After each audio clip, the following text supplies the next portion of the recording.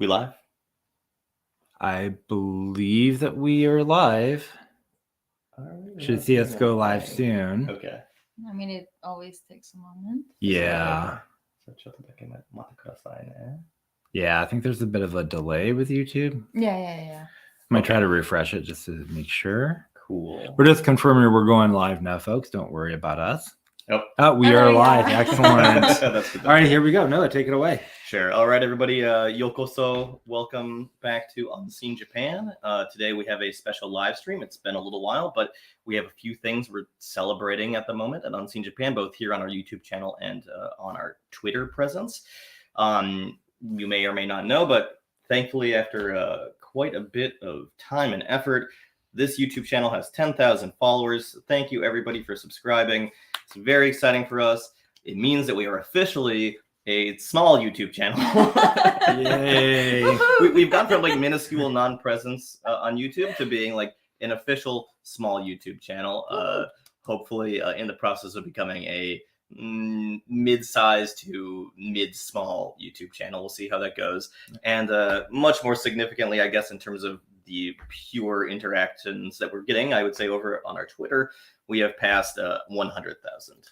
Nice. Thank you, everybody. Yeah, pretty exciting. So, I'm Noah Oskow. If you follow this YouTube channel, then you probably recognize my voice at the very least. I manage the YouTube channel. I'm also editor-in-chief at Unseen Japan. And sitting in the room with me in person, we are, in fact, not the same individual. We are not just role-playing each other. We are actually different human beings. Sachiko is not a character I cosplay online. It's true, despite what some may have you know. We have two other individuals here. If you'd like to Jiko show yourselves. And Jay, you can start on that case. Sure. Jay Allen. I started Unseen Japan back in 2018 and just really started it to, honestly, first to just kind of do something semi-useful with my Japanese skills. But then fortunately started meeting a lot of other people, including Noah, Sachi, a lot of our other wonderful contributors who have contributed to Unseen Japan over the past few years. So, continue to work in the tech industry while also making the shift over to living in Japan full time. Nice. Dozo. Okay, so I am Sachiko Ishikawa. I'm also on Twitter. Smaller account, but kind of there. Smaller account. Smaller. I mean, I'm comparing to whatever that means. I'm comparing to you, Jay. So yeah, it's smaller. Mm-hmm. So yeah, I am an intersectional feminist, I guess you could say, and I'm doing now shorts and like more video focused since the Twitter thing happened with that person. Whom we will not name. Who are you talking about? Whom we will not name. I have no idea who you could possibly right? So yeah, I'm kind of shifting. So if you don't find me there, I'm possibly here other places. So yeah, that's me in a nutshell. Yeah, so check out Sachi's Twitter and YouTube channel and please. TikTok and Instagram. Okay. And yeah, all those all things over the as place. Well. Yeah, and of course, I think you'll remember, both of these two people here from previous Unseen Japan before our era of video essays. You guys were mainstays of the YouTube channel as well, right? Yeah, that was a time. That was a time. That was a time in the dark ages. Oh God, yeah, flashbacks. I'm getting flashbacks. Right. Yeah. Whereas this is my second time on a live stream with you guys. So. Right. Yeah. You did the first one online. Yes. This is our first time all being not in the same room together at any point in time, but like on camera at the same time. With a camera with us. Indeed. And like people talking to us as well. Indeed. So we have quite a few comments here already. Hi everyone. Hey everyone, Manigoro, Cassie. Boy, Lena. Yep. Thanks, guys. Nice to see you. Coming in and checking us out. Yeah.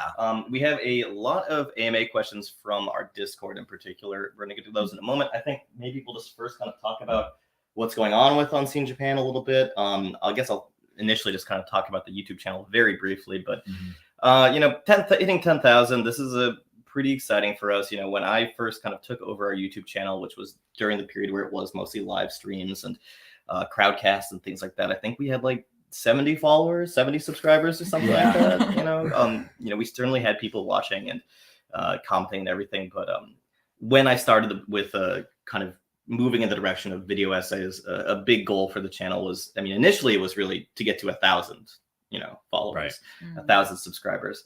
And that was, even that first 1,000, that was a lot of effort. That took a long time to get there. And I mean, video essays in particular, I mean, they take so long to create.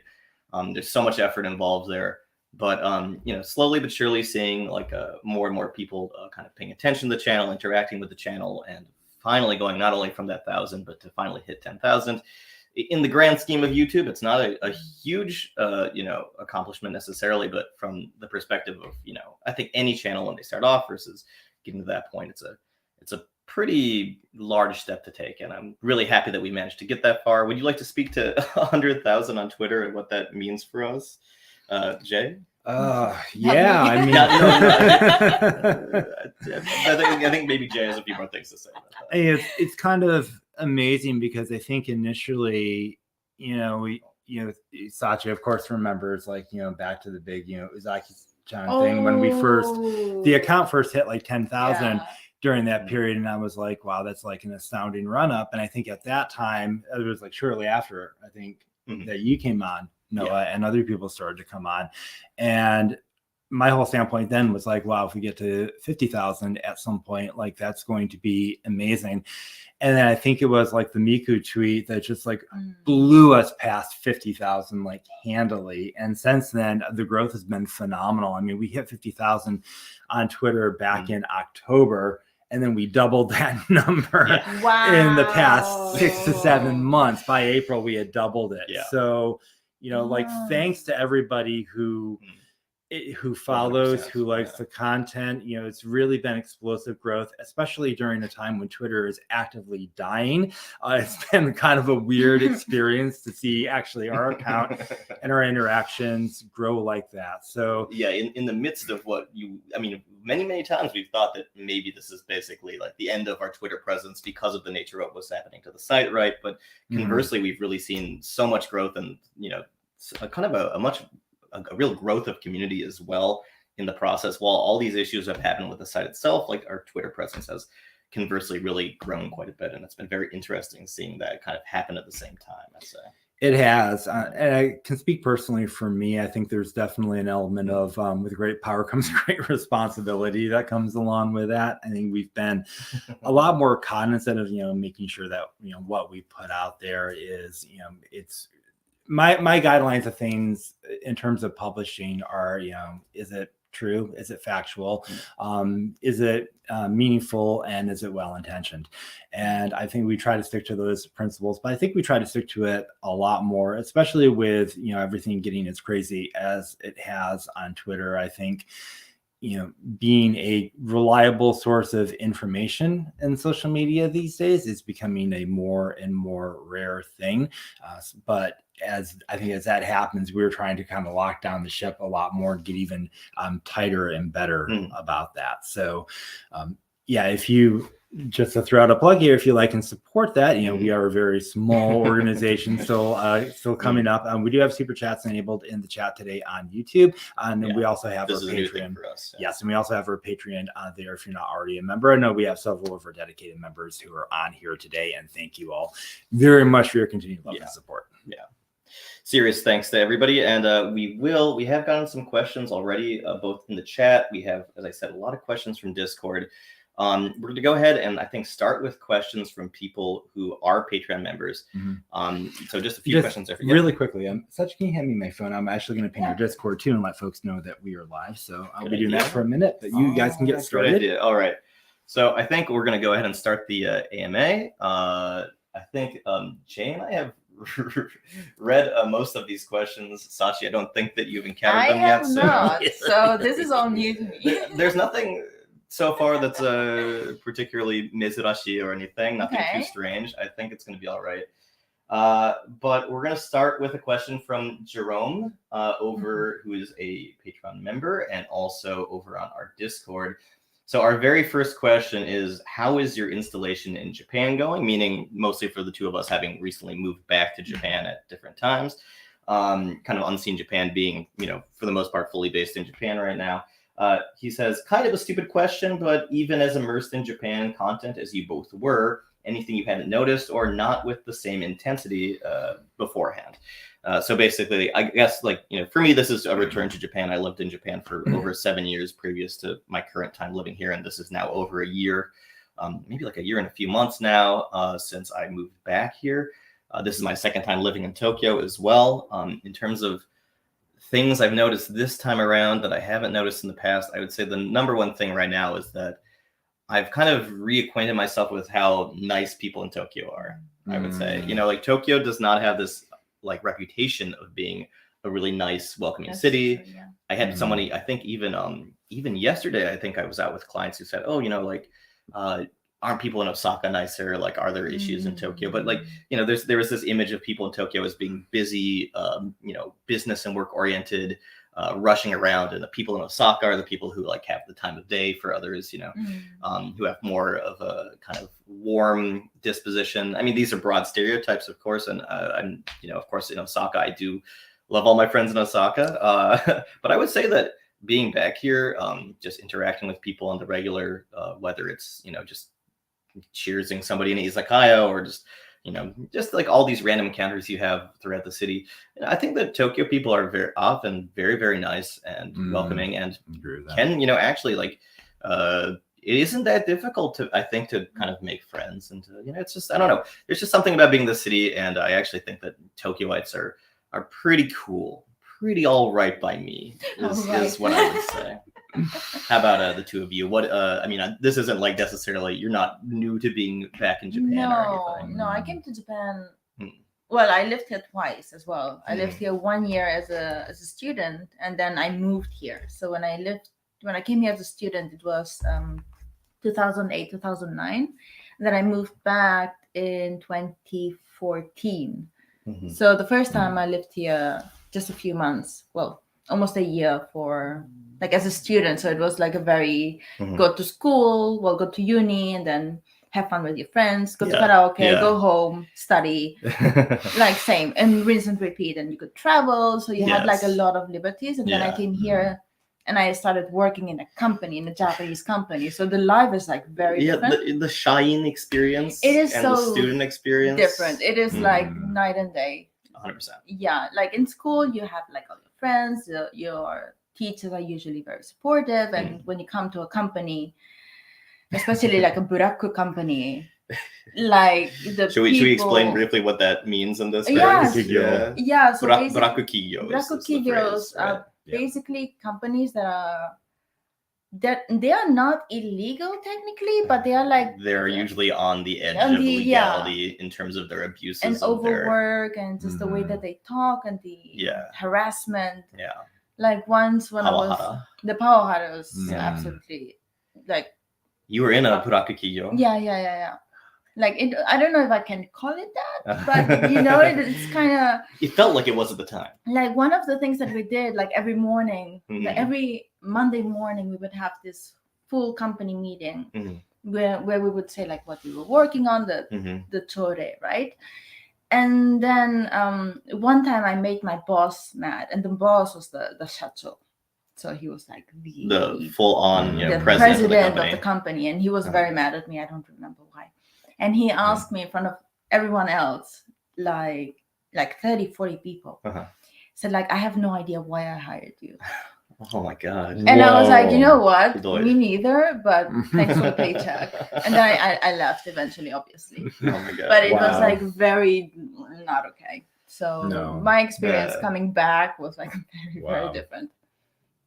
Yeah. Would you say that like in your current experience right now with your job as you have it, like, is there anything that you're kind of like recognizing right now about like, being in Japan that you maybe hadn't recognized before, like some new experiences or anything like that?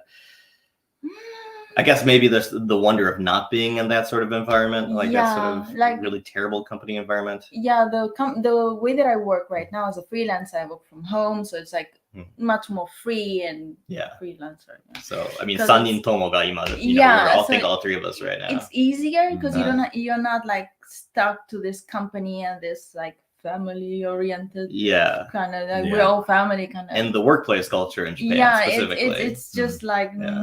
not something that is good for me. Like my mental health or is like, or no. many individuals who Yeah. unfortunately kind of have to exist Yeah. within that format here in Japan. Yeah, but like I was like, no, I'm sorry. Very No, much one not size fits good. all, and it's a size that's, you know, on purpose constricting, right? You Yeah. know? Mhm. So No good. yeah, in my case, it was just like, I'm sorry, I cannot do this. So I just found another way to work around it. Yeah. And it kind of worked out. So that's nice. I'm glad to hear that. And Mm. Jay, what about you? Is there anything this time in Japan, you know? Couple things. So like on the personal note, I would say, first of all, convenient or incredibly convenient. And I didn't realize how convenient that they were. Like if you need like a house we have a question about convenience stores. Yes. In like 5 yeah. seconds, So I won't go actually. too deep into it, but being just like, oh, I need sponges. I don't want to go to the store. They sell them at Lawson. Yes, they do. The fact that I think it's Lawson, like some of them have like mini Mujis inside of them. Yeah. I think one of the other chains has like mini Daisos inside some of them. And also just you end up like finding your favorite convenience. Mm-hmm. Like there can be like 7-Eleven like within a 3-block radius of you, but you end up liking the one because it has exactly that the sort of stuff that you like. On like the kind of more like interesting side, so I've been getting my first taste of dealing with bureaucracy, so dealing with banks, going to Yucho and my wife having to fill out 3 forms just to like raise her interbank transfer limit and things like that. This is like one of the, you know, primordial, most natural aspects of being in Japan. So Yeah. You're truly experiencing Japan once you're The experiencing paperwork. the And red the tape. hanko. And then just dealing with like some of the cultural differences, and I don't even know if like it's stuff that might approach sexism or might not. Like I don't know. So like for instance, dealing with a realtor lately, I had to give like a number of references, and one of the references I gave was you, of course, you remember. But the realtor came back and he was like, "Well, what relationship is this person to you?" And I was like, "Oh, they're a friend to me." And it's like, well, it's kind of strange having a personal reference be another woman who you're not married to. And I was like, okay. I don't know. Yeah, right. This is one of those things where like I have never heard anyone say that before, and yet I'm not shocked. Surprised, you know what I mean? right. It's like okay, you know, I totally see somebody saying this in this situation within the context of Like, like I can Japan and imagine renters. someone thinking it, Yeah, but saying it out loud. It's Hey, like, come on. what? There it is. We know where we But are. I We think eventually just said, hold tragically, on, while she works unfortunately. with me through Unseen Japan. So Okay. we went with Okay, that, but that was fine. And then the landlord was like, okay, that makes sense. Yeah, I guess, you know, we got the apartment, so I guess it's fine. Oh, well, on that. Yes. That's really That is so weird. yeah, very strange. Yeah. And, Tragically. and I would say outside of that, you know, from like an Unseen Japan angle, it's just you just notice more, and it's like easier to land on topics and find things that you really want to talk about. You know, like the thing I wrote recently around like the cigarette vending machine was just because there was one on my walk to the gym in Yoyogi, and I noticed it, and I was like, I don't see that many of them. I think that was maybe like the third one that I've ever seen here. So I was like, what's up with that? You see a lot of things. You deal with a lot of things inspired by your daily life, and you're just like, what's up with that? And you want to dig further. Inspiration. Yes, The slice of life. Wonderful. Well, congratulations. That is a single question that we've answered. Let's maybe we should not be as extensive in our answer to these questions. We want to actually get through any of them. So we're going to continue with the ones from our Patreon members. Our next question is from Auride, and this is, what is our best experience with non-Japanese restaurants in Japan? This is like yoshoku, or like, you know, basically anything that's not washoku, not Japanese food, like, you know, cuisines from other countries present here in Japan. You know, my serious answer is I was recently at Savoy Pizza in Azabu-Juban, and you know, right now everyone's talking about how Tokyo's the new pizza capital of the world. You know, it's mostly this kind of Neapolitan style pizza, I suppose, but it brick oven, really delicious. That was really, really nice. I mean, there's so many options. My non-serious answer is Caesarea, of course. Now, I'm not going to say that Caesarea is not good. I don't know you. No. You're fired. Wait, we were just at Caesarea together not too long ago. You're What? fired too. Sashi, you've been That's very gonna good on complicate Senior my Japan. visa, man. Congratulations. That's true. That would be a problem for you, I think. Yeah, it would. I'm spousal. I'm okay. All right, you can fire me. I'm still going to be here. That's not a problem. Look at Mr. I married into my visa. Well, I got one on. I'm. It's too early. I've got one. to think about the intricacies of Yeah, no, visa I want to status? say an expression, but Which the is not what this expression is question's just about. it's That's okay. nothing about the No, question. then yes, we can. Move Yeah, back let's to the move main- on. Oh Yeah. my But no, god.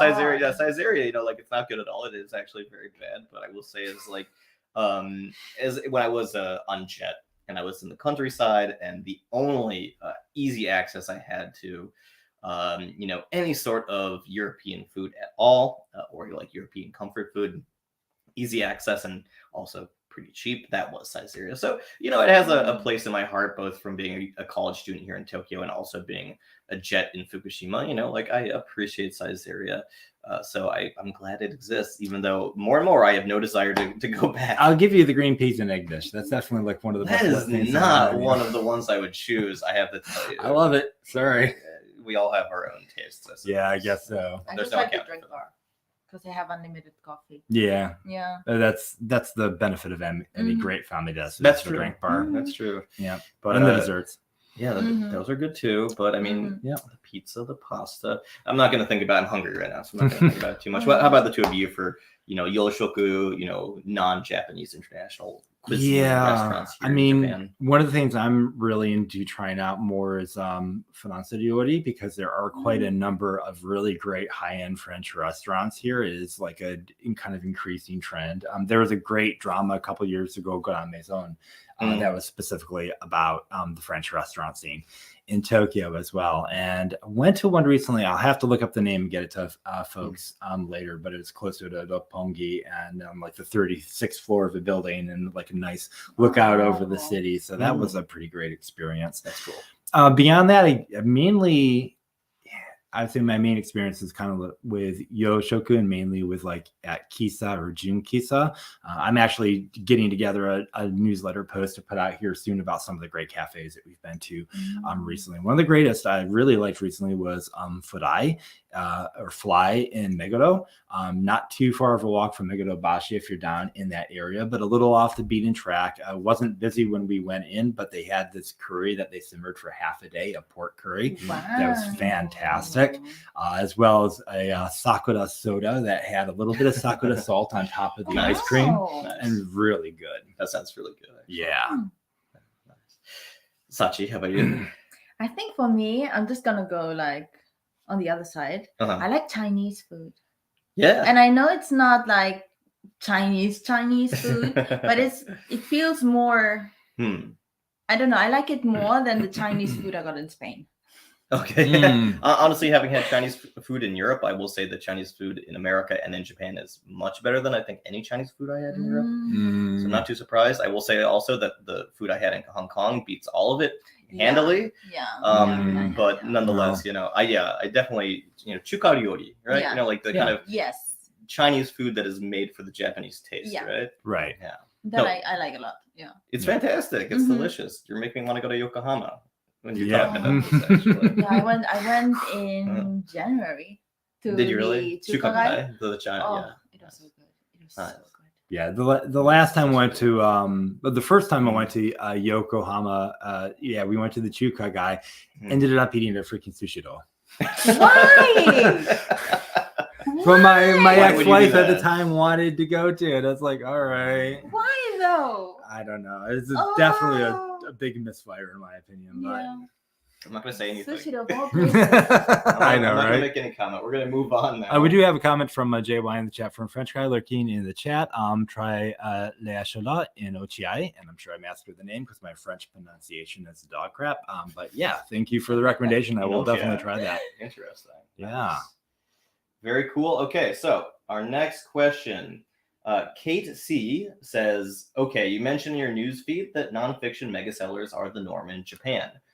Would love to hear more about that. Are these like history books or self-help books, or like what we see, I guess, is Raeliana buying in the new anime? So basically, this is a question about these nonfiction books that are like the super mega sellers. Of course, when it comes to a pure amount of books sold, I think manga is still by far, tankoban manga is by far what's the most sold like throughout Japan. But these nonfiction books that are so big, do you want to talk to that at all? Like what exactly sort of content is coming out in these books? Yeah, I haven't read a lot lately, so I'm not like up to speed on the market. But yeah, it's definitely like I think a lot of self-help, a lot of like kind of like business and leadership books. I remember the last one that got popular that I read was Kida Wadatayuki, The Courage to Be Hated, which was a book based on Adlerian philosophy. And so stuff like that, stuff like, celebrities come out with like their own books of essays and thoughts and whatnot, and they sell pretty well as well. And then I think like we had been talking earlier, life experience books as well, like, I survived cancer. I haven't looked at the stats after that article that was written by Eric, which I thought was a really great article on what gets translated, what does not get translated from Margulis. Japanese and from Eric Margulis. But I do know from my own experiences of dealing with like looking with audiobook sites and whatnot is that fiction tends to be a lot harder to find, like even in that format, that the nonfiction books, basically crowded out. Yeah. And you don't get a lot of fiction choices sometimes. True. Can I just mention one of these books that I actually purchased at one point that I found in the 7-Eleven? Is this one when it was the 7-Eleven in my little village of 6,000 people in Fukushima, and this book was, I'm trying to remember the exact Japanese title, but it was like Yudaijin Nihon like what was it, like Nagareru Densetsu or something. So it was like the legend of how Jews came to Japan, and it was this book that had like this dark blue cover with like lightning on it and like a big, like Magen David, Star of David on it. And it basically is a book that is discussing the ever popular theory that Japanese people are one of the lost 10 tribes of Israel, right? Have you guys heard of this? I've heard of it because of you. Yeah. If I had known you, I would never. We actually get a lot of comments about our Mime video on this channel, which is still our biggest video here on the channel. Yeah. We do get a lot of people asking about my thoughts on that theory regarding the ethnic Jewish nature of an ethnic, I guess, ancient Israelite nature of the Japanese people, the Yamato. I don't want to, disabuse anyone who follows this channel in the hopes that I am a big believer in that. But I would say that, of course, it's a utter poppycock, dare I say. Poppycock, balderdash. Balderdash, sir, balderdash. But I will say that it is, the funny thing about that theory is that it's popular around the world, and it's also popular here in Japan. And the reason, of course, it's popular in Japan is that in the Meiji era, the Taisho era, when Japan was really becoming this kind of great power, the first, Asian great power in modern, world history, there was kind of this value in saying, well, what sets us apart from other East Asians? Well, actually, it's that we are Jewish, like, look, we're like, we are actually like, this ancient people, this sets us apart. And there's already all these theories and stereotypes about Jews being like, superior in this way or that way, which means that, well, that's why we're superior. And so it actually is still popular in Japan. And so one of those books, and I mean, it was being sold in 7-Eleven, so they must have felt it had an audience, and I bought a copy, so I guess it does have an audience. That was a fun one. I'm not gonna give. Maybe it's one of those things like Appa hotels like are always having like the right wing propagandists, like maybe it's like a thing from the owner or the chairman or something. Yeah, of course, like, oh, we gotta sell this. It does have its own anti-Semitic propaganda that it has had, and like its newsletters and stuff for people in the company. But this is a completely different topic. We can move on now because that's something obviously I could just talk about for a while here. Okay, I think we have one last question. We have two more questions actually. From Patreon users, and then we're going to move on to general questions. Here's a quick one. Any interesting experiences with bicycling in Japan for either commuting or recreation? Oh God, I hate bicycles. Oh God. Oh, I love bicycles. I'm an avid. Someone on here really cares. I mean, I'm an avid cyclist myself. Are you? But I just don't have my bike over here yet. So once I get fully settled, I am running a bike rental space in our new apartment, and I do plan to use it a lot for commuting. I will say the interesting thing related to bicycling here is when you are a pedestrian, if you are coming like I am from America, where I come from a very bike friendly city, Seattle, which is getting more and more bike friendly. family. Yeah, I was going to joke about the fact that, of course, you're a big bicyclist. You're from Seattle. Yeah. But that infrastructure has been like built out over the past 10 years. And you don't see, there's not a lot of, it tends to be more dedicated infrastructure. So, cyclists have their own lanes, for example. And here it's either there are like dual cyclist pedestrian lanes on sidewalks, or it's just like kind of mixed. So one thing I found is I have to be really cognizant of where I'm stepping. Like if I'm walking on the sidewalk and I'm about to cross into the 7-Eleven, I have to remind myself, you need to look both ways for a freaking bicycle. You're going to get plowed. It is surprising that you don't see as many people get injured from the bikes here. Like, there's just something that's happening that allows people to avoid. I mean, it is just incredible. I imagine at some point, when I see like mothers who have like, the thing in the back with for the kid to sit on the back of the bike, and they're weaving in between traffic and they're weaving in between pedestrians, and like they're completely confident. I've never seen any of them seem even slightly freaked out, but for me, like being in that sort of situation. So basically, like my answer to this question, I have two parts of it, and the first would be my first experience with bicycling here, which was when I was a high schooler in Japan. Actually, I was a high schooler in Matsuyama in Ehime on Shikoku, and one of my first experiences was getting on, a mamachari, like the mom, bike, which is the standard for biking to school, with my host sister, and we biked, half an hour to school, and that's what we did every day, there and back.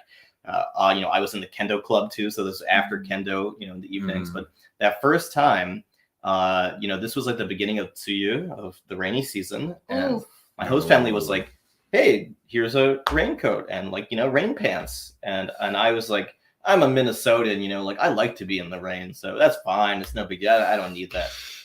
I was not aware that it was a half an hour bike ride. And I was not aware of the true meaning of the rainy season here. Yeah. And by the time that after, first of all, this is a pretty hard bike ride. There's some really steep parts. I mean, like it's a real workout, even just getting to the school. But I arrived completely and utterly drenched from the rain too. Right. And my homeroom teacher gave me like a little school towel to kind of dry off with a little bit. That was how I started my experience there. So that's probably the bike ride that I will most remember. Yeah, I hate bicycles. Just reiterating. There's this utter hatred that I feel towards hatred. Bicycles. Yeah. You actually are harboring like. I hope my dad is I actively hate bicycles. Oh my goodness. This is not the official stance of Unseen Japan. I am just going to put that out there. We love cycling. We endorse it. It is a great alternative to automotive transportation. But also, and much more you don't have friendly. to love them if there's no reason to be forced into loving bicycles. Yes. This attitude is totally okay, even though it's wrong. First of all, I cannot even ride a bicycle. Okay, that's the kind of that you can just end right there, I think. Yeah. No, wait. And second, as someone who cannot ride a bicycle and whose like area is like a pedestrian, and then there's like the car lane, right? The car side. So bicycles are supposed to go with the cars according to the rules, according to what is written down on the pavement. Well, no, everyone is using the people places. So it's just like, no, I feel endangered. I feel attacked, and I feel vulnerable towards bicycles. I always love that because people outside of Japan are like, people in Japan always follow the rules, and it's like you've never seen people totally ignore like the up down markers on a set of subways. By the way, thank you, Sachi, because Danya says that she's unsubscribing and canceling you all. So look. Great, thanks. Yeah. Thank you. We're canceled because You're welcome. You're welcome. You're welcome. Okay. This is drama. This is tea. This will go Our viral. next video will be the in 6 months where we're gonna this will just be canceled, and it'll be our reaction. This will go viral. You're welcome. Unseen Japan hates bikes. Yes. Alas, indeed. What can I say? Okay, so let's move on from love or hatred of bicycles, I suppose. Yes, our very last question. Before we lose all of our members. So has there been any kind of meaningful pushback on Japan's office work culture of punishingly long hours? This is from Kate C. What would you have to say about like meaningful pushback? I mean, like we remember the Abe administration, I believe, was instituting premium Fridays, right? You get home by 6 p.m. That never happened in my household. Electricity goes off at like 8 p.m. and No. computers don't work after 8 p.m. to kind of try to get people to actually go home, which of course I would not say is in a timely manner, but just literally just not stay there until like, Yeah, there are last train. there are a few local governments who are Mhm. doing that, like shutting off computers at like 5 or 6. I know Mhm. Microsoft Japan experimented in part with a 4-day work week, Mhm. and this is before the pandemic hit. And of Mhm. course, when the pandemic hit, I think everything kind of changed. You heard a lot about, under Abe, there was the policy of hataraki kata no kaikaku, trying to revolutionize like the way people work and the changes to people work, and trying to do more as well, I think, to admit when cases of karoshi, of death by overwork, happened. But you don't hear much about that anymore. And again, I think the pandemic really disrupted that, because after that point, like, everyone was working from home. And I think the power balance, at least for a while, shifted over to workers. I think we're seeing that shift back now. So I think probably in like the next 6 to 12 months, it'll probably become more of a topic of discussion, would be my guess. Yeah, I also think it depends, like, the kind of companies. Like bigger companies, they might have a more friendly outlook towards like taking care of their workers, but I don't know how true that is, like, in reality, once you are inside the company. So I know that there are big companies that aren't really as like, they don't offer working from home because they don't have the infrastructure, they don't have like the computer systems to do it, and they haven't really even bothered getting it even after all these years, Right. because they just refuse to. So it's kind of weird. Yeah. There's a lot of issues going on with like exactly how companies are trying to relate to what's happened with COVID, with work from home. And then, I mean, it's just a very strange moment, I think, for Japanese businesses in general. Which is a really good point, because like from a general compliance standpoint, if the company's not set up for things like VPN, for example, then, people can't legally work from home because they'll be working on unsecured equipment through unsecured connections. And that infrastructure does need to be in place to allow that, or you're going to be violating God knows how many domestic and international regulations. I'd say that, like, comes to like just this general question, we're going to see what is happening from now on with the continued recovery from COVID, if any of these, business changes will actually stick, and if that will end up being something that actually has a good effect on the overwork and the offices. I guess, we'll have to wait and see. It's as usual, it's a complex and difficult question. So I'd say let's go ahead and do our first question from the actual chat right now. Then we'll move back to Discord questions. So I guess from Goromajima, which of course, is our beloved character from Yakuza, unsurprisingly says that they are a big fan of Yakuza. Shocking. I know, not a shocking personally. But Goro asks, why does the Japanese government try to make Japan look and appear perfect? And also, is being a progressive in Japan uncommon? Oh, this is a real question. That's a big question. This isn't a Cytherea question. Yeah. Okay. So, I mean, the soft power of how they present Japan as this beautiful country with 4 seasons, and that it has like all these temples and the history and the kimonos and everything is so pretty. I think they did a great job at marketing. True. But then when it comes to actually coming here, the reality is so different. It's very shocking, and that's why the like Unseen Japan came out. That's why like things that I try to say myself is like breaking a little bit this idea that Japan puts out versus the reality. And I think that's why it's such an important thing to do, because they did such a great job at manipulating the truth. Even I don't know, it's kind of weird.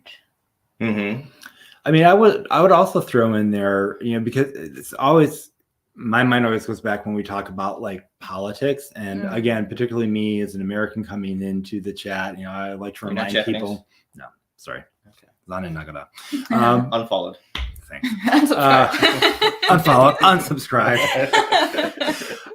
But you have to remind people that politics from one country don't map to another cleanly. And that's particularly true with like, America to Japan. And I would actually say too, that the Japanese government does recognize that a lot of these things are problems. There's there's like a whole office of gender equality that works to address tries to address like some of the issues relating to gender, for example. There's a lot that's going on now, of course, with trying to address population decline. There's a lot that local governments also do, frankly, and local governments have, particularly when it comes to things like LGBTQ rights, local governments have really been the champions here. So the Kyaksha, the different coup, the different cities, you now see partnership systems that recognize same-sex unions and marriage equality unions now cover well over half of the citizens of the country. A lot of the larger wards in Tokyo, like Setagaya, are really good about putting out educational materials, for example. So it's really hard when you start to talk about like left and right and lines and things like that, because there's a lot of ways in which Japan is already progressive in ways that you would never see in a country like the United States. They're pushing right now for like free school lunches for elementary and middle school students. Non-starter in the United States. You never see it happen. You never see a public healthcare system like you have in Japan as well. So I would say it's just kind of a mixed bag from my view. Also like I think that the fact that we have this idea that Japan is very conservative, it's not that Japan is conservative, it's that the government that we have in place is conservative. And that because of how the system is placed, it's like very difficult for anyone else to get elected. As well, we'll see what happens tomorrow, I guess. Oh, right, I have to go. We do have, I mean, I'm gonna go vote. Don't worry, I'm gonna go. And are we gonna go vote, Jay? No. Y'all gonna go vote? We're not allowed to vote. We can't. As much as there are people, some people think that we can vote. No, we cannot vote. No. We're not voting citizens of the country. No. Yes, it so happens. I mean, I'm gonna do my part. Yay! I'm not going to ask you. I mean, you know who I'm gonna vote for. Okay, everybody, have your theories about who Sachi is voting for. I think definitely the LDP. I know you love the LDP. That right down the ticket. Okay, so I'm gonna leave now. That's the real cancelable comment right there, actually, unfortunately. Great. So I mean, it's a very complex question, and I think especially like are progressives uncommon in Japan? No, I don't think so. But I also think that, like, it's like you said, I don't think progressive really maps on perfectly to a lot of Japanese people. I think hold a lot of views that are aligned with the idea of progressivism, but would not self-identify as progressive. I mean, there are plenty of leftists here too. It's a very diverse, largest elected communist party in the world. Of course, we could definitely start talking about the JCP and everything. It's which did lose some seats recently. So we'll see how they do tomorrow in some of these elections as well. Same with the other progressive or kind of center-left parties and everything. It's a very complex world out there. So we have a lot of questions. We're going to keep on going here. We're going to try to get through as many of these as possible. We're going to move back to some Discord questions now. This is just getting back to the konbini question. BC Yume asks, how did it feel to walk into a Japanese convenience store for the first time? The very first. Oh yeah. Was that a kid in a candy store feeling? I mean, there is actually candy in there. So there's some really good candy. There's everything. Like you can just go to the combini. You can even buy fresh fruit in the combini. I put on the first time I came back after the pandemic was back in October. Like literally, the country opened, and my wife and I were back like the next day. I think. Konbini. And konbini. I put on several pounds of the konbini because just so good. Like pancakes and maple syrup from 7-Eleven, and just all the gente and the snacks. I mean, the snacks are just so off the hook. All the different varieties of bottled coffees. Again, one of my addictions. Heated kankohi. Again, one of my premier addictions. It's fantastic. What can I say? Things like fami cheki and like the pre-made food that actually does not suck and does not look like it's like US 7-Eleven. You look at the hot dogs and they look like they've been desiccating in the roaster for the past 7 days. And here you don't 7 days. Like 7 years. Come on, let's be serious here. 7 years of lean. Yeah, it's a fossil at that point. Yeah, no, so fantastic. I love the konbini. Like I don't go all the time just because it's. You don't? I try to, eat healthier foods and go to like better Uh-huh. alternatives. But sometimes, like at lunch, when I have my lunch break, I just go to the convenience, get something there. Can you remember the first time you went into a combini? Honestly, I can't remember. I cannot remember at No. all. I'm trying to think back to like the first time I went into one when I was here. Because the first time I came to Japan, I was 16. Mm. I have like no memory. I just always remember it being amazing. You know, I think my love of kombini is perhaps well known Yes. for one reason or I think another. I think we all have a very hard on our sleeve love of conveni. It's true. Thank you, It's Jay. true. I can't tell you the first experience, but I can't tell you when the last one will be because I'm gonna keep on going back. I'm gonna keep on going back to those. I think kombini. my first was, I would say like the kombini co guys. Let's just go. Let's yeah, just go right now. yeah, you know. Why I not? think my first was beeline for the 7-Eleven at Narita when I first landed. Yeah. That is actually my first experience Yeah. with the kombini. Now that you mention it, it is the one that is literally right there. Yeah, I mean, As soon as you get out of once you get into the arrivals in Narita, there is the kombini right there. So What is it? I think it's Anthony Bourdain, the famous story where he Uh-huh. would say the first thing that he would do whenever he got into the country was he would head to Lawson. I think Yeah. it was for the egg salad he sandwich. was a big proponent of the egg sandwich. and Yes. for good reason. It's delicious. I have to say though, these socks from Family Mart, they are so good. They are very, very Yeah. good. We are socks. supportive I of the still need to socks at get Family some. Mart. Like my favorite socks, I'm not wearing them now, but it's The the Famima socks. the Mm. LGBTQ with the rainbow socks. Yeah. I'm gonna say a lot of people love wearing those. those recently. That was They're like so what cute. that was like one of our most popular search terms for like a year was the article that Thalia wrote about the Family Mouse socks. Yeah. Yeah, so good. They're Unbelievable. very, very comfortable. Yeah, they're nice. I appreciate them. So moving on from the kombini, as much as we would love to stay in the kombini for our entire lives and perhaps even marry the kombini, S. Bubby asks, how do Japanese folks feel about you on average, referring to Unseen Japan, right? Or perhaps to the people running Unseen Japan. Now, I would say that the first thing I would want to mention is in terms of, folks, Japanese folks. We have a lot of readers who are Japanese, a lot of followers who are Japanese, people who are first language Japanese speakers who grew up here, who tell us that they read our articles for English practice, that they would like to, see what Unseen, kind of like, how are different issues being reported about in English media related to Japan. We have lots and lots of readers, followers, fan base who are overseas Japanese, biracial Japanese.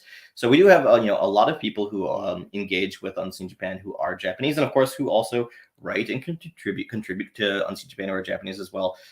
The average Japanese person, what do you think the average Japanese person thinks about Unseen Japan?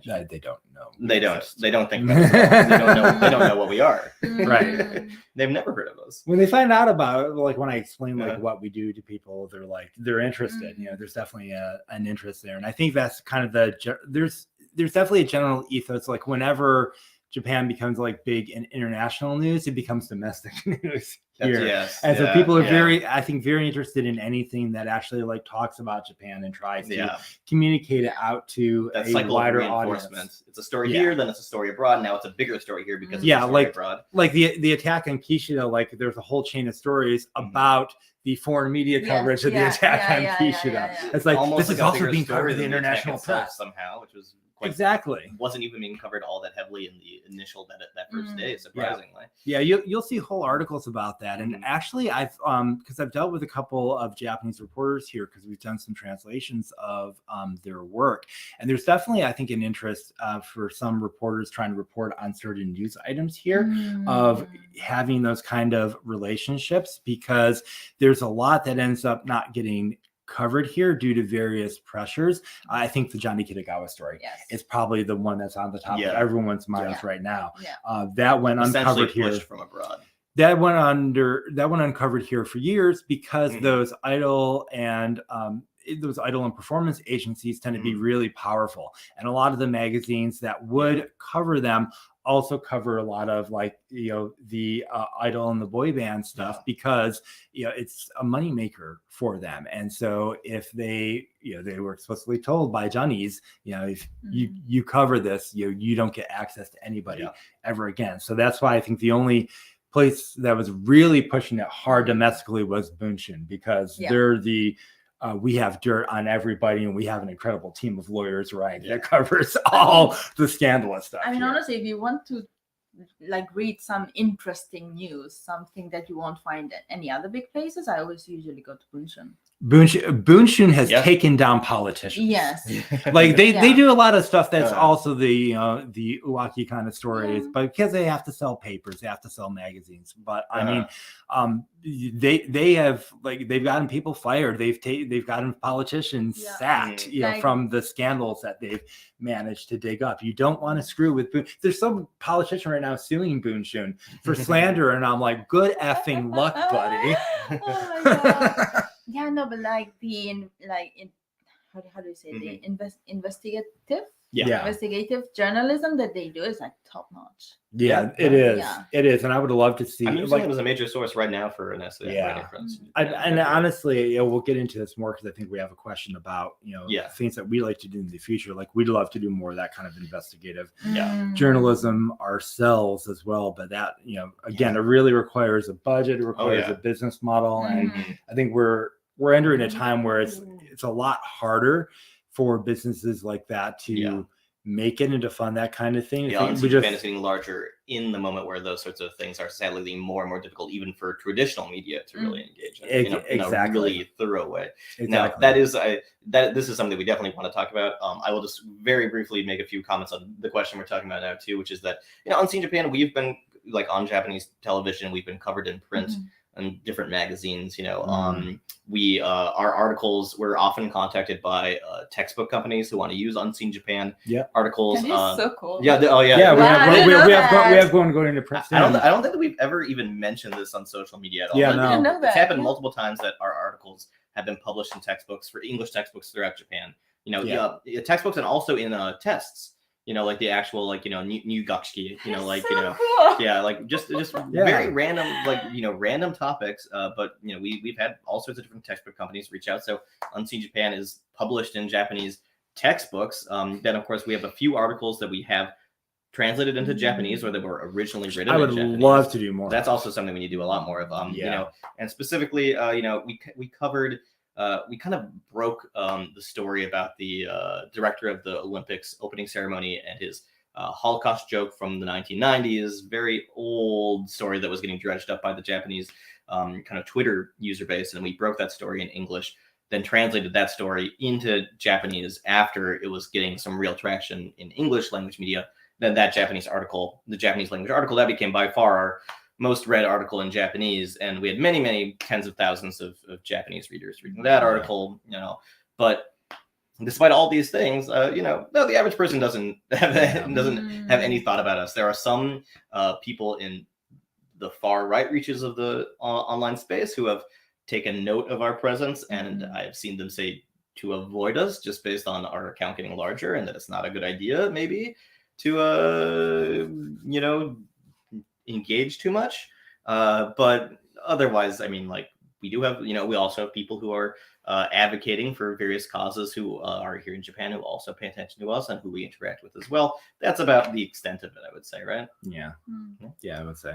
All right, so we're gonna move on. Next up, let's see. Let's go with. Yeah, so I mean, this goes directly into what we were just saying. What do you, this is Endymion says, what do you see as the future of UJ? Any big plans or hopes?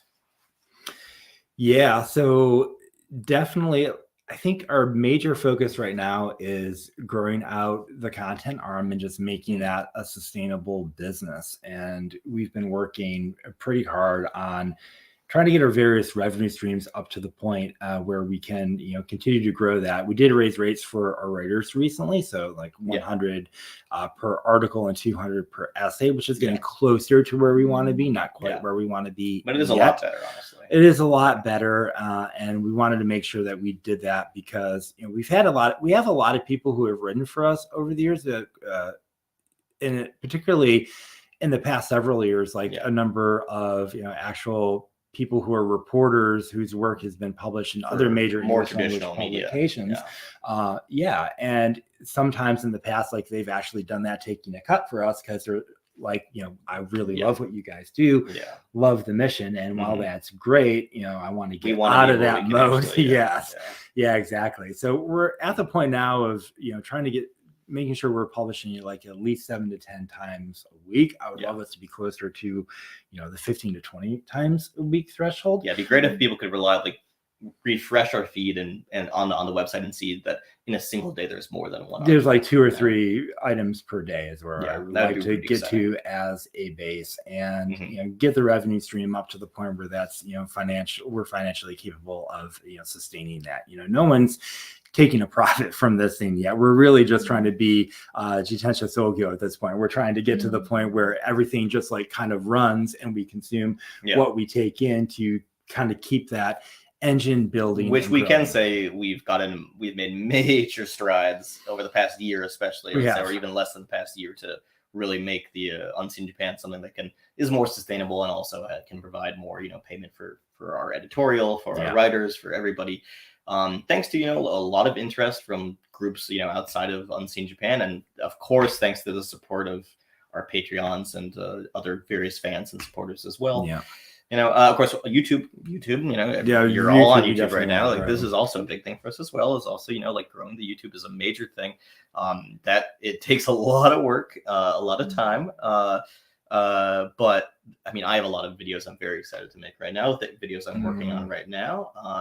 So having the YouTube channel grow is a big part of our plans as well. And also, I think, hopefully a part of the sustainability of Unseen Japan as well. Yeah, agreed with that. And to your point earlier, I would love to do more translation, back of content into Japanese. I want to make sure too that we're also continuing to diversify our writing body. Obviously, we have like 2 white guys here, though we have had people like Sachi contributes, Yuko Tamuda, and folks who are Japanese or Japanese heritage, contributing their thoughts and their firsthand experiences as well. I think somebody also asked in the Discord chat, how much do you cover like Black Japan and the issues of being Black in Japan? Yeah, that was Artie who said that. And Artie, and we have run articles from Black contributors in the past, and would love to do more of that and get more of firsthand experience and tales of the Black experience in Japan as well, and get those perspectives in there. Yeah. I mean, we're lucky, thankfully we have had the opportunity to get a lot of articles on that sort of subject, but there's so much more that we can cover. And I'm definitely looking forward. I mean, there's so many different groups in this country whose stories deserve to be told. Or to tell their own stories for that matter as well, obviously. This has always been one of the mission statements of Unseen Japan. Absolutely. And that's definitely something that we want to continue being able to be a major source for. And to that point, I would love to have like more Zainichi Korean contributors. I'd love to have Ainu contributors and get more of those experiences as well. And even not necessarily people like writers of those backgrounds having to write in those subjects, but writing for Unseen Japan from their perspectives. On whatever subject that they feel. Not in that little box. But just all the diversity, viewpoints that are possible within this country, which is a surprisingly diverse place. And I mean, especially when you're here in Tokyo. Oh my God, it's not a uniform society. No, somehow. Shocking. I heard it was 99%. No. I heard it was 99%. Yeah. Great. So I mean, I think Unseen Japan we're only getting started, and things are going pretty well right now. Let's see. Greg asks, what's our policy on lunch? Love it. I love lunch. Do you like lunch? I mean, it's food. What's not to love about food? I mean, I agree with that too, honestly. I'm thinking about getting some lunch once we're done here. I don't know about you guys. How do you guys feel about Vietnamese? Because there's a really nice Vietnamese place like right near here. I could go for Vietnamese. All right. Honestly. I'm so hungry. Yeah, no, I'm actually starving. I'm so hungry right I'm now. starving too. But our fans out there are starving for more answers from us right now. So. Oh, that's a nice way to put it. You're appreciating my segue? Yeah, very nice. And to Dania's comment in the chat, definitely also more like non-Japanese Asians contributing and definitely talking about subjects like Dania mentions here, Japanese imperialism in Southeast Asia. Yeah, which, of course, talking about Japanese history and the history of imperialism, the history of the Japanese Empire, that is actually a big Unseen Japan subject. I mean, especially a big subject for me, and also, I suppose, for Nairi as well, right? For that time period. So, definitely something that we really need. I mean, we have done some technical trainee visa reportage. But we need to talk more about the Vietnamese population here, which has become Yes. such a large presence here. That's something that needs to be spoken about, and it would be great if it could be from somebody who's actually from that background as well and has that experience. I think Vietnamese and Philippines are right now the largest Asian immigration countries. Yeah, Filipinos as well. And I mean, of course, we have covered, Nikkei Buddha Jirijin, the Japanese Brazilians.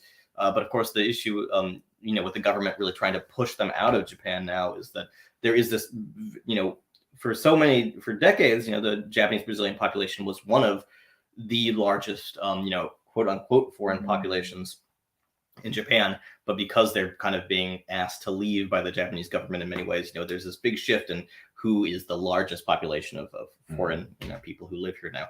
That's something that we should definitely be covering as well. Yeah. Totally agree. Do we want to read another question from the chat? Probably. Sure. So let's see what we got here. If we have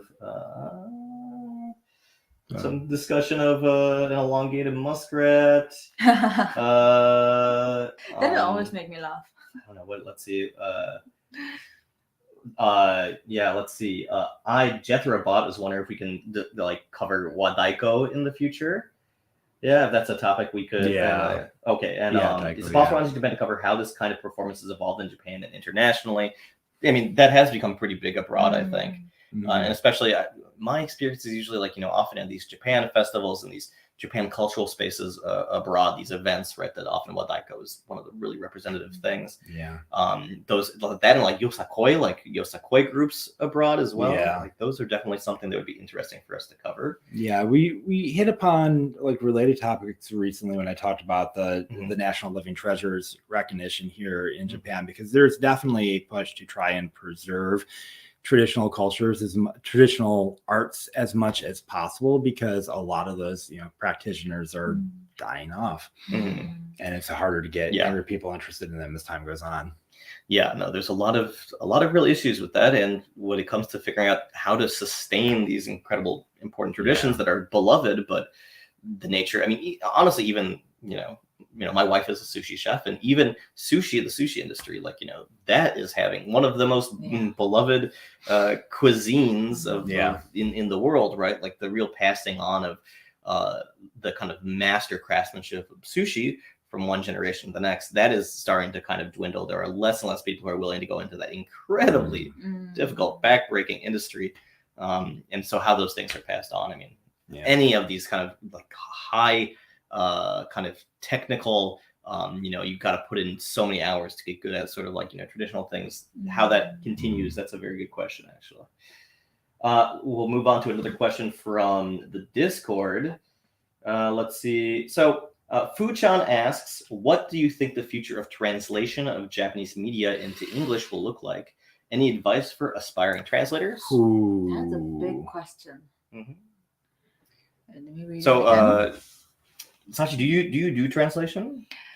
I do, but it's the kinds of translations that I do are not for the public. I'm more like for the internal kind of thing, and I also manage translation. So my biggest my job is actually managing a translation, a translation team. So for example, we have this source text that needs to be translated into different languages at different times, and with the schedules and updates and things like that. So it's more managing rather than outputting the translations themselves. That makes sense. So I'm also my main career is translation and interpretation, so perhaps I can speak to this a bit myself as well. The translation of Japanese media into English. So I have done anime translation. I'll pronounce it anime, since someone in the comments recently got very upset that I said the word anime is anime. But I'm more upset by the way you pronounce Shibuya. What did I say? You say Shibuya. Oh, Shibs. Oh, Shibuya. No, I'm just going to call it Shibs, okay? I'm just going to call it Shibs. Ouch. Let's go party in Shibs. I'll never even say the word Shibuya again, okay? It's my shibboleth. You can say Shibuya, just pronounce it Shibuya is not my shibboleth. Thanks a lot. Okay, it's a Shibuya shibboleth. Okay, but I have done anime translation, manga translation. I have done media translation. I very purposely have not made that my main thing, because of course there are so is so easy to get embroiled in these really terrible, Yes. online, the online discourse related to translation and localization is so bad. Mhm. But in terms of the future of the translation of Japanese media, of course, what we're seeing right now is machine translation, AI translation, and then the kind of shift for a lot of companies to really trying to undercut, their budgets by kind of making it the translator's job an editing job, where they Yes. take machine translation and then they edit that into something that's a little bit more palatable. Yeah. Mm. No. And it's interesting because I think a lot of what like we do with UJ, our Yeah. explicit approach is that, we base our coverage on, what is currently being covered in Japanese media. And so it is translation of a sort, but it's more like, matome translation Yeah. from our side. And I don't know. To me, when I started on Scene Japan, that seemed like kind of like an interesting way to go about it, a way to kind of practice translation that wasn't necessarily translation, but that kind of came at it from a different angle. So maybe we'll see more of that. I'm not down on machine translation. I think like Eric covered in his recent article, there's so much that does not get translated from Japanese to English, like any assistance in converting like the huge volume of stuff that kind of never makes its way out from Japanese into other languages, I think is a positive thing. But I think you'll also see everyone asking themselves, well, what is still like, where's the human value at, and where a human's going to be able to input like more value into that process. As a tool, of course there is a real application for these tools. Now, what I will say from somebody who is in the overall industry, in my perspective, I've been in Japanese translation for well over a decade now. And I would say that the real shifts that we're seeing is people are really worried about these jobs disappearing, right? Completely being outmoded by advanced technology. But what I'm seeing more personally, and I've seen for many years now, is that the companies and the individuals who are going to be the ones who will choose to just have machine and AI translation do the work for them are usually the companies who are already trying to pay the lowest possible rates to their translators. Right. They're not concerned about the either artistic value or about kind of the importance of having culpability for translation, which is, that you have somebody who actually is a thinking human being who is checking and who is able to say, okay, well, this is right or this is wrong. Since, of course, machine translation, the big thing, for example, with DeepL, which is so much better than Google Translate, providing you a translation that is very palpable, something that reads like actual, like natural English, but often in order to do that, essentially eradicates half the sentence or eradicates, like in its quest to give you something that you will actually give you the opposite of the meaning of the sentence, because it can't actually figure everything out, but it wants you to be happy with what it gives you, right? Essentially. And it creates this incredible issue when it comes to machine translation and just relying on it, in that you can't blame a machine, and and if there's nobody checking, the machine is just trying to give you what it algorithmically thinks you want. In the end, like, you need somebody who is actually able to say, well, this is what it is or what it isn't, and kind of make sure that, and so those companies and individuals who want a high level translation and who want something where they can feel confident in it, they're still going to be hiring humans. And isn't it interesting that a lot of, like, especially for like storytelling, manga, anime, video games, there's a lot of pressure from not only the companies but also the consumers. So the people who consume the anime, who read the manga, who play the video games, they are also like the biggest critics of the translations, as we would really know, because those people are very, very loud, vocal. They're very vocal. Very vocal, yeah. So I think companies also cannot really risk using machine translation just because they know who their consumers are. It was a Kamen Rider manga that recently had a machine translation that became this big thing because it was published in that form. It was just absolutely horrific. And I mean, they had to essentially, I don't know if they've actually republished it yet, but it became such a big brouhaha. I mean, I mean, when it comes to the quality that those who are, receiving the content are willing to accept, I mean, I mean, it's already difficult with an actual human professional translator. So if they make Between it into a these, machine, you know, it's just not going to be possible. Japanese to almost any other language. I mean, like Yeah. it is not easy to do one-to-one. No. Whether or not it's, you know, into English, into Mandarin, into Spanish, you know, it's a language that is very particular. You know, and that is actually one of the reasons why it has continued to be one of the harder languages for machine translation to deal with. Anyway, I mean, it's also because of the context, because Japanese in itself, the language lacks a lot of context. Right. We don't even have a subject, so it's always there's a lot of discussion about like contextless Yeah. Japanese contact, if it's a contact rich language or whatever. like high context, high I- context. I don't necessarily like, you know, I think we have some followers who are probably very well versed in this debate, and I'm not going to say one thing one way or another because I don't want to start that bushfire here if at all possible. But they also Fuchan also has asked within this context of this question if there's any advice for aspiring translators. I would say just do it. You know, so many people start with doing translations for fun. You know, people do. I'm not going to say fan sub because I'm not going to have Unseen Japan say you should be fan subbing. But, you know, doing some sort of thing for yourself, for your friends, some sort of translation, even when you're just reading a book or something for yourself, I mean, like that sort of practice. I would also say, you know, again, because I'm a huge proponent of more like nonfiction and first person perspective being translated into English, I would say like reach out to your favorite authors on Note or on other sites who are doing things, or reach out to a Japanese YouTuber who you like and offer to translate their stuff. A lot of the time they will be overjoyed at an offer of free translation. And it's a great way to get some good experience. Yeah, and there's so many people throughout every single landscape here in Japan.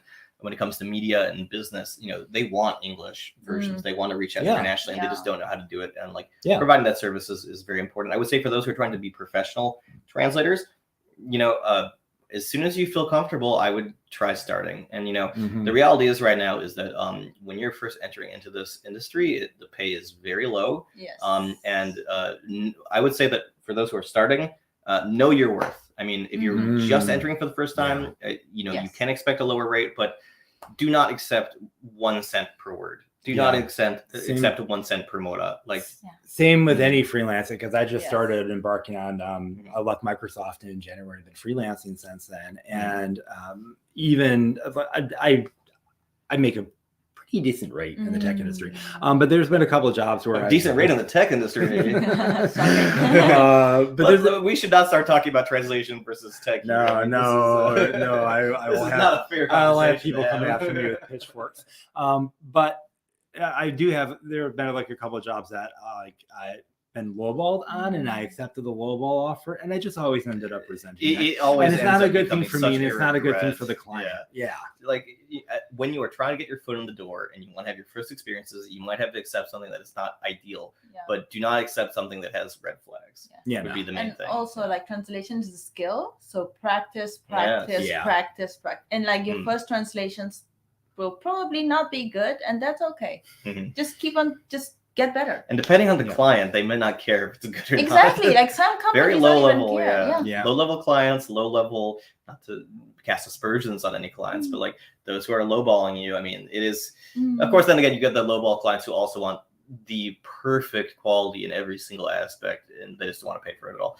It's complicated, but I would say you know, just get your foot in the door, know your worth. And practice. Practice and keep on going. And you know, as you skill up and as you have more experience, start raising your rates. You know, do not stay in that. Do not stay at, you know, poverty wages for translation. I will say from my own experience, it is definitely still possible to get a very good hourly rate. You know, just generally speaking, a very good hourly rate in translation if you feel confident enough.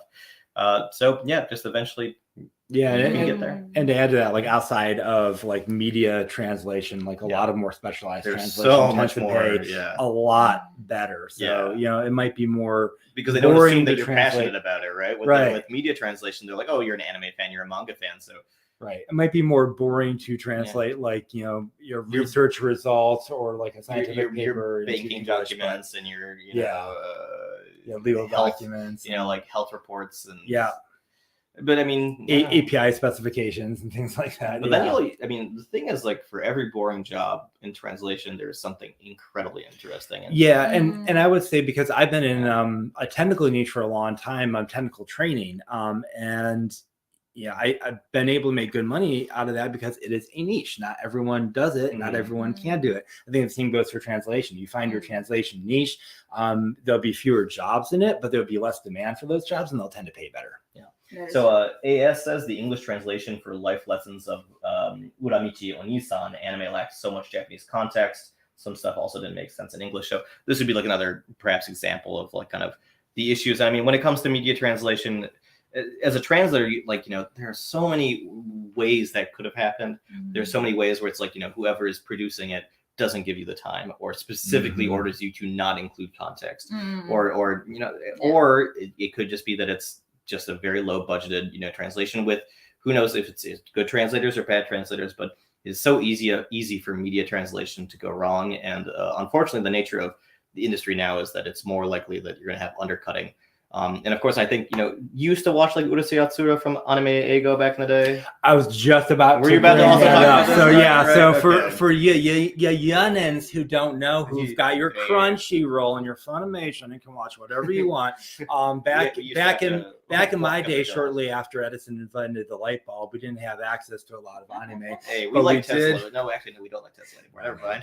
Somebody's ruined that for us, I think. Tesla the guy, but but there was a company back in the day, Animego is one of the first translation companies. They did Urusei Yatsura, they did Rama, they did several others, and they would do these fantastic sets of liner notes. Yes, that ships exactly the cassettes as well. Yeah, the DVDs would have these pages of like, it's kind of like cheap like cardboard paper, but it was just liner notes for every single cultural reference. Oh, wow. Yeah, in the very first scene of the very first episode of Urusei Yatsura, Ataru is walking by, and a ball has been hit from a baseball game and is about to hit him, and someone yells, "Ataru-zo! Ataru-zo!" And he's like, "Boku no mae o yonda?" And it's a joke that's totally lost in the English translation. Oh, no. His name is Ataru, but Ataru also means that it's going to hit you. It's going to hit you, but it's his name. And so, like, from the very first moment, that series is very culturally rich. And so really required that. And I mean, I loved those liner notes. I mean, I learned so much. It's also just not, sadly, that sort of, translation where you are expecting somebody to read a supplementary material to really get it. There are issues with that, and there's a reason that is not what is standard. But I will say, as somebody who was like getting into Urusei Yatsura in high school, and for whom it had a major impact on my understanding of a lot of Japanese culture. I mean, of course, on this channel we have my video on Benkei, and I first encountered Benkei in Urusei Yatsura. You know, when Ataru was going back in time, and he meets Benkei and Ushiwakamaru on the bridge. On the Gojo Bridge in Kyoto, which, by the way, I was staying right next to the Gojo Bridge, and I was leading a tour for Unseen Japan next to the Gojo Bridge just last week, actually. So it's all coming full circle. It's all coming full circle. Is what I'm trying to say. I'd say the other big resource for us back in the day, and you can still find PDFs and actually versions of like the CD-ROM that's still floating around out there on the ether wires, was Mangajin. Mangajin, basically old magazine. I think it ran 75 issues or so, maybe up to 100. But they licensed various manga, and they would translate various manga, but they would do it step by step in a way to teach you Japanese based on manga. Oh, wow. Yeah, I'd love to see more of that. I know there's this one app that's out there. I think it's like 10-minute Japanese or something. That's, I think, currently doing that. With some anime like Spy Family and whatnot. I assume licensed. I hope so. But I see their ads on Instagram. But I would love to see like more of that. I always wish Crunchyroll would like have gotten into that and had like a Crunchyroll University or something was doing more of that, because that was so valuable being a Japanese learner back in the day. And I think it would motivate a ton of people to learn. Yeah, there were a lot of fantastic resources back then.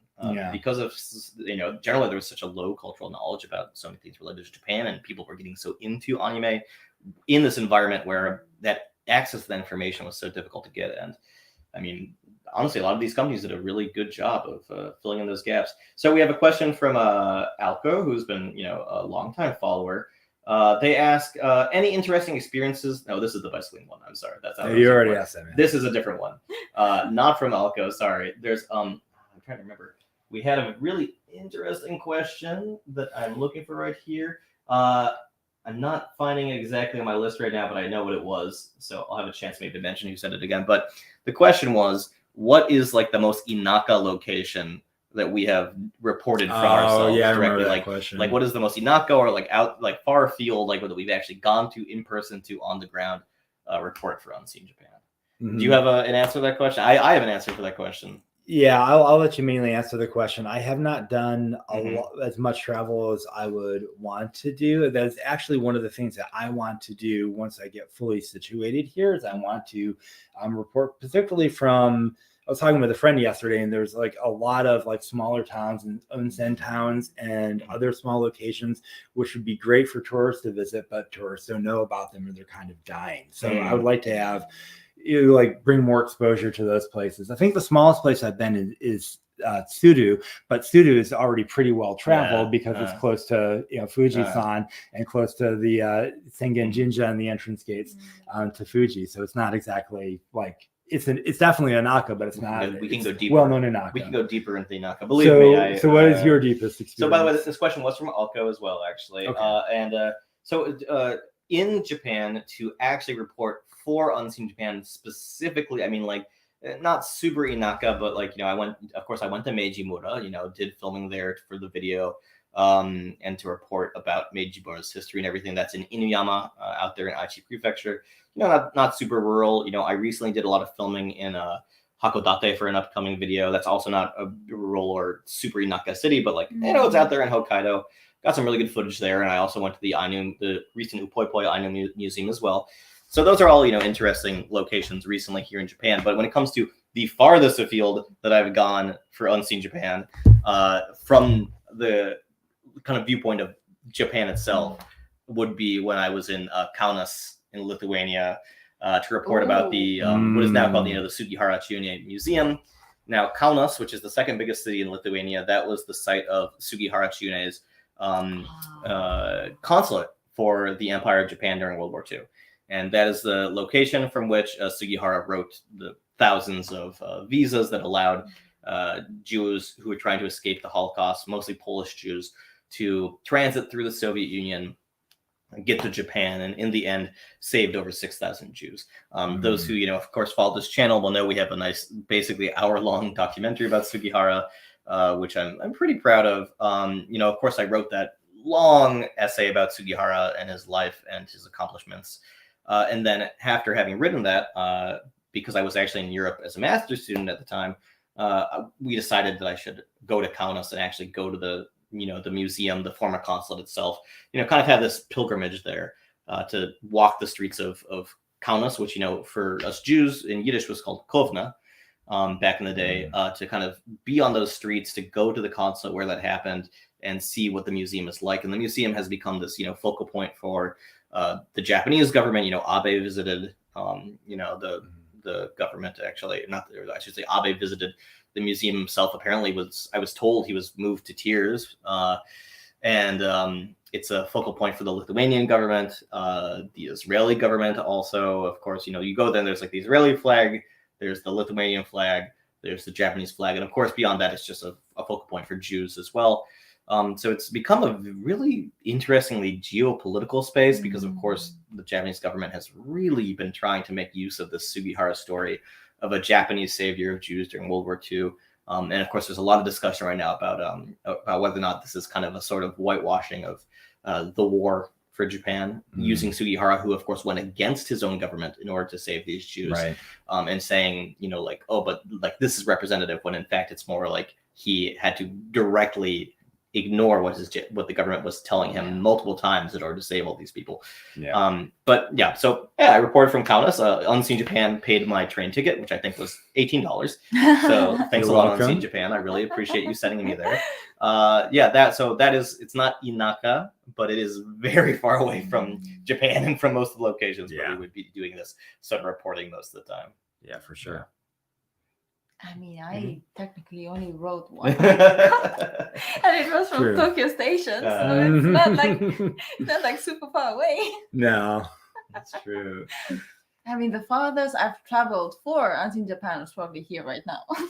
Yeah, you go all the way. We're not going to say what this is, but we're not going to say where. Yeah, I came all the way here. Yeah, we will mention, of course, that we started this at 9 a.m. in the morning in Japan, which is for some of us, maybe a little bit too early. It is very early. For some of us, it's like midway through their day. To which I would add to the previous question about things that you notice more, like kind of living in Japan, particularly living in Tokyo. Tokyo is big, which theoretically coming in, but when you're trying to actually like want to go someplace or want to meet with friends, you want to meet with a friend, and like one friend is in the west and one friend is in the east, and it takes time to just to even schedule that so that everyone can get there. Because I was in Shizuoka all day yesterday for work, right? And a client asked me like, "Oh, you're heading back to Tokyo, but it only takes an hour to get back, right?" And I said, "Yeah, it takes an hour to get back to Shinagawa Station, and then it takes another hour for me to actually get back home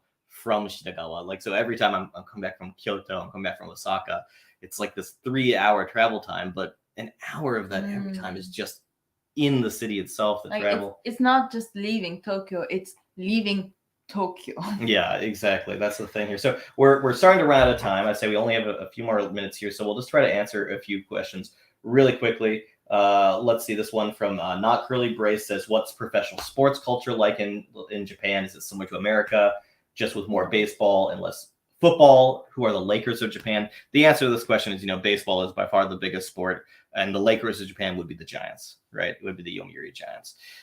You look like you totally know what I'm talking about. Just like a different language. I don't know anything about sports. The biggest sports in Japan, baseball is the biggest, and the second biggest is sumo.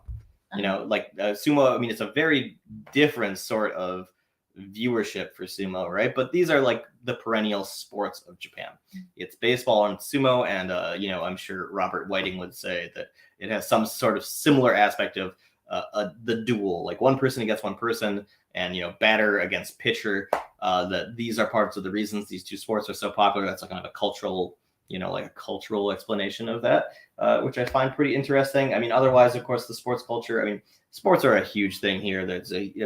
High school sports are gigantic. The biggest sporting event of the year is Koshien, which is the high school sports thing. I mean, that is like seishun, youth itself, right? Is like going out to Koshien, getting there, win or lose, those emotions, that youthfulness. I mean, that's what it's all about. But basically, I mean, you could talk about sports here forever, but it is baseball, and definitely, I mean, American football is not, and soccer is quite big now too. But nonetheless, like I'm looking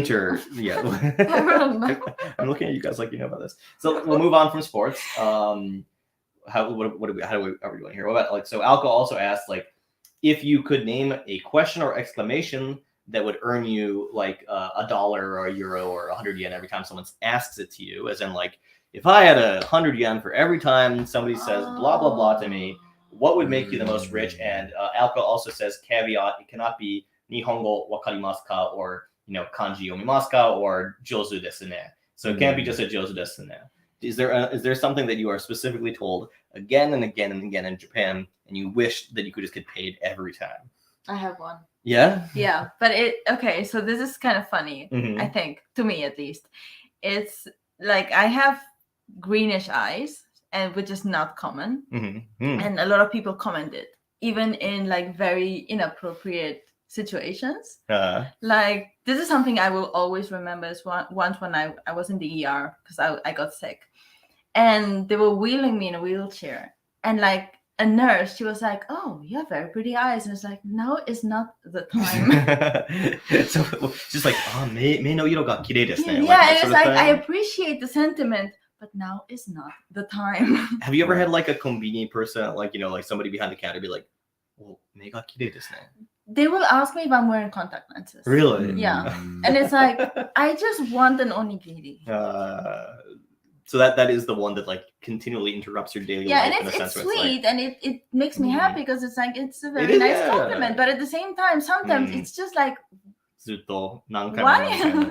No, it's just it catches me off guard because I just want to go. Yeah, 100%. So it's like but I appreciate the sentiment. That was quite unique to you, actually. Yeah, I don't think it's that common. No, Jay, do you have one of these things that isn't like a Nihongo, gajozu, or like you're not getting jozu'd, basically, anything other than that? Yeah, no, I mean Not yet. my only one would be related to be kind of like a Jozu The adjacent, usual a Jozu adjacent, being Josu'd. which it's more that Ah. people are surprised that I have as good a grasp of the language I do, despite not having lived here before. Just like a lot of kind of shocks, like, oh, how did you do that kind of thing? So interesting. So I would say that for me, it would definitely be, and I've heard this actually even in the past few days, but it's the like, oh, ユダヤ人ですか? あ、だから日本語話せる。だからこれに上手なの。やはりユダヤ人は頭がいいんだよね。ユダヤ人がなんか I was told recently like ユダヤ人 are like the interi of America, like intelligentsia. So, okay, so what the sentence I just said means for anyone who is not understanding Japanese in this case, I'm often, when people find out that I'm Jewish, they often say, oh, that's why you can speak Japanese.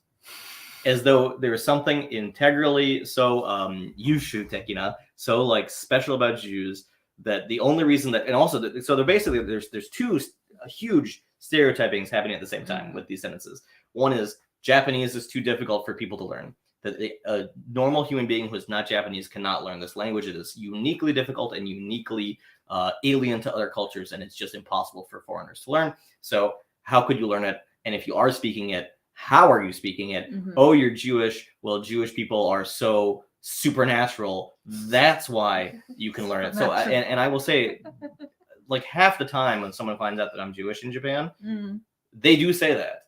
That is why, like, it is a common thing I've been told many, many times. In addition to many, many other interesting, very almost kind of like Japan specific, very like philo-Semitic, like kind of really trying to be complimentary. Like they're really trying to say, oh, like ethnically, genetically, that's why you're like this in like a complimentary way. Yeah. But nonetheless, every single time I'm like, I'm just going to try to explain to you that, you know, the normal humanity of Jewish people, that there's nothing special inherently about any of us. But no, nonetheless, yeah, no, I'll take 100 yen every time you say that. That's fine. I'll take that. So I think we're pretty much out of time. It's been about an hour and a half. We've had some nice conversations here. There's some questions we haven't really been able to get to. I will mention something that was kind of funny in the chat here as well, is that we had some questions about, you know, our coverage on hair within, like, you know, like hair regulations in Japanese schools. You know, we've had most recently we had a story, you know, of the Black student whose hair was, you know, who was basically not allowed to stand during their graduation ceremony, right? And then of course we've also covered many, you know, biracial Japanese people whose hair is naturally one color or another, and because that's not the standard Black hair color, have been forced into dyeing their hair black to the point of their hair being damaged, you know, constantly being scolded by the schools for their hair color kind of transitioning back to their natural hair color when the dye isn't, you know, has been in there for a certain amount of time. But we did receive a comment that said, well, in Japanese essentially, but it said, it is kind of interesting that we're asking all these questions about hair when there's two bald guys sitting right here. So I just thought that was worth mentioning here. Let's see. I think that I think that we've basically come to the end of our time. Was there another question there that you feel a burning need to answer, Jay? I mean, we'll definitely try to get the other AMA questions either answered on our Discord. We did have a quick question here from Denis about embarrassing yourself in Japan. Embarrassing yourself in Japan. Ooh. I mean, I have a lot of stories about embarrassing myself. I mean, I have a good if you have story for that. Story. So the one time I think like I righteously embarrassed myself and was mortified by it is I had bought something to eat at the convenience with rice, and I took a picture of it and I posted it to Instagram. I posted it with the ohashi, the chopsticks, standing up in the rice bowl, which for those of you who don't know is only something you do for a rice offering at a funeral for someone who has died. That's a funerary symbol right there. Yeah, which I have told many a person in America to not stick their chopsticks. Don't do that. And don't like pass food from chopsticks to chopsticks. And don't point at people with your chopsticks. And don't take food from other people's plates with your chopsticks. That's true. Yeah. There's probably some other chopsticks rules in there too, I imagine. Embarrassing stories. I have many. I'm sure, yeah. But my second day in Japan was at the uncle of my host family's funeral. And so my second day in the country ever, when I was a high schooler, was at this big funeral in the old country house out there in the countryside. And it was a long Buddhist ceremony with a lot of sutra readings. And you start off with you go up to the altar and ding the little bell thing there, and you put a stick of incense in, and you're supposed to smell the incense as well. There's like powdered incense, and they were passing around a box. We were all seated and listening to the sutra for like an hour, and they're passing around this box, and I couldn't see what other people are doing. I saw that they were taking something from the box and putting it towards their face. And when it came to me, I assumed it was just the same incense, and so I smelled it. And then every single person, all of my host family, they all started laughing in the middle of this funeral at me. Apparently, you're supposed to just bring it up to your head and just like kind of concentrate, but I just I was really worried this was somebody's ashes. I don't think it was. But nonetheless, one of my first moments in the country was a Japanese family laughing at my faux pas during a funeral. So that was just the beginning of a long line of wonderfully embarrassing moments. But that's part of the, as we said, that's the spice of life. That's the incense of life. I'm sure I've got so many embarrassing stories, but I can think of one, but it's not like super embarrassing. It's just something that happened. So I was going out on a blind date with a guy I didn't know, I never met. It's just an online thing. So we would just like see how it was and meet each other, see if we clicked or whatever. So I went to the place and I saw this guy. And he was also looking for someone and looking at his phone, trying to look for someone. And I thought he looked kind of like in the profile picture. So I was like, maybe it's this guy. So I said, hey. He's like, hey. So we started like talking to each other. It's like, okay, I think this is the guy. And we just started walking towards like, I don't know. I think it was Shinjuku. Started walking, just like, hi, how are you? Did you wait long? Sorry, I was late. Typical. And then like half an hour later, we found out we were different dates. Oh my god! Wow. So we both stood up our original dates. Wow! To go out with each other. That's kind of like a meet cute, though, Yeah. Right. Did that go anywhere? No. No. But it was a fun story. So I always thought it would be like a great story, like a good prompt for like a romance novel. Tragically, it apparently went nowhere. It went nowhere, but it was pretty funny. But it was pretty embarrassing as well because I kind of stood up a guy without knowing that I was standing him up. Hopefully, those two found each other. I don't think they did. Oh my god! Maybe they're married today. You never know. You never know. That would be kind of cute. That would be cute, and it would all be thanks to your misunderstanding. Yeah, actually. I mean that guy. That's my headcanon for your life. Okay. If I can have headcanon for other people's lives. I'm okay with that. Okay. So I think that we're gonna finish up now. Everybody, thank you so much for tuning in, and thanks for all of these comments. We're really happy that Dominion of New England likes turtles. I mean, I'm also happy that I also like turtles, and turtles do exist in Japan. I saw one a few days ago. Opinion on Evangelion. Evangelion is one of my favorite TV shows of all time. I have not watched the Rebuild films. I probably should, but no, Ava's fantastic. I honest to God think it's one of the best TV shows ever made. The song. Oh, well, which we sing every time in karaoke. It's every time in karaoke. It's that, and it's the Digimon song, and also recently it's also the Yu Yu Hakusho opening. Yes. Hohoemi no Bakudan as well. Yeah.